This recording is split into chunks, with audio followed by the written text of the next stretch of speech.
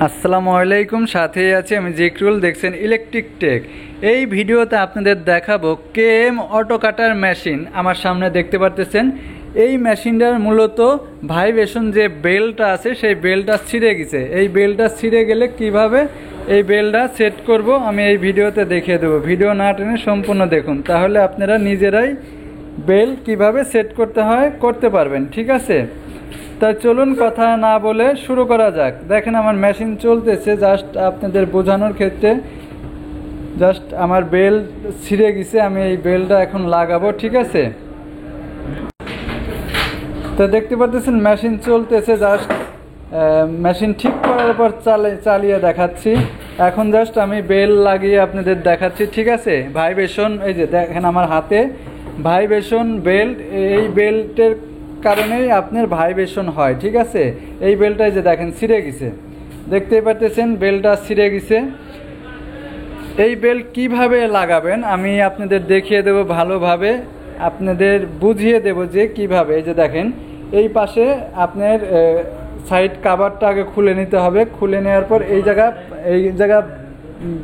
আছে, দেখেন পুলি আছে, 3টা পুলি আছে। সেই পুলির মধ্যে বেলটা ঘুরিয়ে অ্যাডজাস্ট করে দিতে হবে। ঠিক আছে, এইখানে বেলটা টাইট দেওয়ার জন্য অ্যাডজাস্টিং একটা পুলি আছে, ওইটা নিচে উপরে আপ ডাউন করা যায়। ঠিক আছে, নিচে উপরে আপ ডাউন করা যাবে। এই যে দেখেন আমরা কি করতেছি, এই রুলারটা আমরা খুলে একটু উপরে নিচের দিকে নামিয়ে নেব যেন বেলটা ইজিলিভাবে লাগানো যায়। দেখেন রুলারটা আমরা খুললাম, পুলিটা খুলে আমরা নিচের দিকে নামিয়ে দেব। দেখেন, আর এই যে ভাই কাজ করতেছে সে ভাই হচ্ছিল আমাদের উস্তাদ, হ্যাঁ, আমাদের বস। এই বসে কাজ করতেছে, এই বসে কাটিং মেশিনের যে কোনো ধরনের মেশিনই, যে কোনো কোম্পানির মেশিনই কাজ খুব ভালো বোঝেন। ঠিক আছে,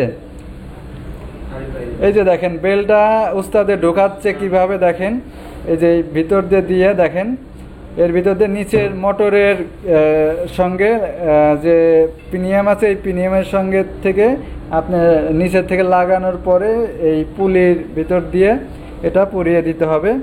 দিয়ে তারপরে উপরের যে পুলিটা আছে সেটা হচ্ছিল আপনার এই হালকা করে উপরের দিকে নিয়ে টাইট দিতে হবে, তাহলে বেলটা টাইট থাকবে। আর বেল লুজ রাখা যাবে না। ঠিক আছে, বেল লুজ রাখা যাবে না, এটা টাইট থাকবে। এটা হচ্ছিল ভাইব্রেশন বেল। এই ভাইব্রেশন বেল যদি ছিঁড়ে যায় তাহলে কিন্তু আপনার অটো কাটারে কোনো কাজ করবে না ঠিকমতো, অটো কাটার কিন্তু কাজ হবে না। ঠিক আছে, মেশিন কিন্তু বন্ধ থাকবে, এদিকটা লক্ষ্য রাখবেন। প্রথমে যে আপনাদের দেখাইছি যে মেশিনটা চলছে, জাস্ট এটা ঠিক করার পর চালানো আমি দেখাইছি যে আপনাদের বোঝার ক্ষেত্রে যে অটো কাটার কি। আসলে অটো কাটার হচ্ছিল একটা গার্মেন্টস ফ্যাক্টরির একটা মেশিন, বড় ধরনের মেশিন। সেই মেশিনের মাধ্যমে আপনার ফেব্রিক্সগুলো কাটিং হয়, যে আমরা বডি বলি, বডিগুলো কাটিং করে, এটাকে বলে অটো কাটার মেশিন। অনেকেই প্রশ্ন করতে পারেন যে অটো কাটার কি, এটা দিয়ে কি কাজ করে। যারা মেকানিক্স তারা তো জানেনই এটা দিয়ে কি কাজ করে, আর যারা মেকানিক্স না, যারা জানেন না তাদের জন্য প্রশ্ন। তারা প্রশ্ন করতে পারেন যে এই অটো কাটারের কাজ কি, এটা দিয়ে কি হয়। এটা দিয়ে গার্মেন্টস ফ্যাক্টরির ফেব্রিক্স কাটিং করা হয়। ঠিক আছে, অটো কাটিং করে। তো দেখেন এই বেলটা কিন্তু এই প্রায় সেট করা হয়ে গেছে। এখন জাস্ট বেলটা টাইট দিয়ে দিতে, বেল টাইট দেওয়ার পরে তারপর আমরা কি করব, এই মেশিনটা চালিয়ে দেখব। ঠিক আছে, দেখেন আসলে এই অটো কাটার মেশিন আপনারা যদি মনে করেন সহজ, আসলে কিন্তু এটা কিন্তু সহজ না। এটা কিন্তু অনেক ক্রিটিক্যালি কাজ। এর ভিতরে যে মেকানিজমগুলো আছে সেগুলো কিন্তু অনেক যা কাজ করতে যারা নতুন তাদের জন্য এই অটো কাটার তারা ঠিক করতে তারা পারবেন না। এটা পুরাতন দক্ষ মিস্ত্রি দিয়েই এই কাজটা করতে হবে। ঠিক আছে, এই যে এখানে যে ভাই কাজ করতেছে, এই ভাই হচ্ছিল অনেকগুলা কোম্পানির মেশিন কাজ করছে, এর জন্য এই ভাই এখানে কাজ করতেছে।